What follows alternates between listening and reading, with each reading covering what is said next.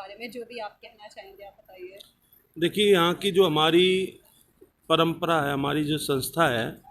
वो हमारे जो 12 गांव हैं और वो 12 गांव की आस्था दादा देव मंदिर में है और 12 गांव मिलकर यहाँ का दादा देव मंदिर प्रबंधक कमेटी का प्रधान चुनते हैं।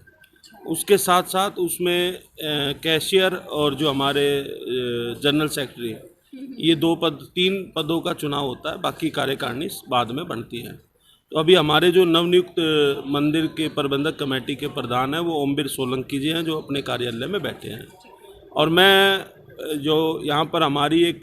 खाप पंचायतों के बारे में आपने सुना होगा, जो पुराणों से चलती आई, वर्षों से चलती आई है, हजारों वर्षों पुरानी है। राजा हर्षवर्धन जी के समय में इन खाप पंचायतों का गठन हुआ था और उत्तर भारत की सबसे बड़ी खाप पंचायत पालम 360 के नाम से, जहाँ पर आप मौजूद हो, पालम उसका मुख्यालय है। उसका प्रधान होने के नाते इस दायित्व को मैं संभाल रहा हूँ और पिछले लगभग 4 वर्षों से। जैसा कि आपने पूछा कि दादा देव मंदिर की आस्था लोगों के कण कण में बसी हुई है और ना सिर्फ यहाँ के 12 गांव,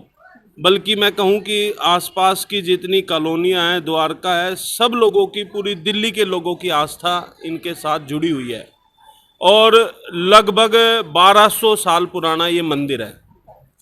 और जब हमारे पूर्वज राजस्थान से, क्योंकि मैं आपको बताना चाहता हूँ कि दादा देव महाराज का जो इतिहास है, जो वो हमारे कुल देवता, हमारे पूर्वज हैं और वो शिला पे हमारा जो निकास है वो राजस्थान के टोडा रायसिंह, टोंक जिले में टोडा रायसिंह एक जगह है, सवाई माधोपुर अब जिला हो गया, वहाँ से निकास है। वहाँ पर दादा देव महाराज जो है वहाँ शिला पे बैठ के जो है वहाँ पर अपनी भक्ति करते थे और कहीं ना कहीं एक तपस्वी थे। उन्होंने बड़े लंबे समय तक तपस्या करी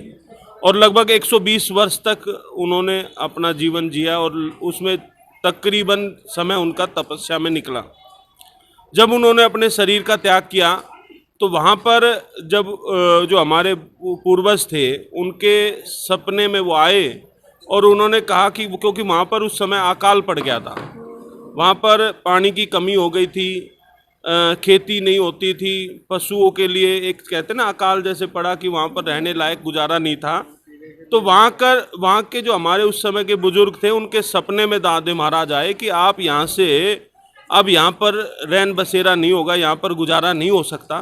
तो आप इस शिला को लेकर यहाँ से चलिए और जहाँ पर शिला पड़ जाए वहीं पर अपना रैन बसेरा आप लोग बना लेना। तो उस समय के हमारे जो बुजुर्ग थे वो 3 भाई थे। तो एक जो सबसे बड़े थे वो तो आज अभी पूटकला गांव के नाम से है, तो वहाँ पर चले गए। एक मटियाला और एक पालम, ये 3 भाई थे, तीनों के वो था। तो कहने का तात्पर्य है कि लगभग 1200-1300 साल पुराना ये मंदिर है और यहाँ पर लोगों की आस्था दिन पर दिन बढ़ती जा रही है, क्योंकि जो भी यहाँ आता है उसकी मनोकामना पूर्ण होती है। और मैं खुद आपको बताऊं कि मैं पिछले 21-22 साल से मेरी आस्था इतनी है कि मैं सुबह यहाँ आता हूँ, उसके बाद ही किसी काम के लिए जाता हूँ या उसके बाद ही कुछ अन्न ग्रहण करता हूँ। तो मुझे कुछ साक्षात ये लगता है कि मेरी कई बार उनसे बात होती है और खुद इतनी आस्था है कि आज तक कोई काम, जो व्यक्ति दादा देव महाराज के दर पर आ गया, इनके चरणों में आ गया, वो खाली हाथ यहाँ से नहीं जाता। इसलिए आप देख रहे हैं कि दिन पे दिन यहाँ पर लोगों की एक, जैसे तिरुपति महाराज का मंदिर है, जैसे शिरडी साई बाबा है, खाटू श्याम जी, सालासर, उस तरीके का एक भव्य मंदिर का रूप यहाँ पर बनता जा रहा है।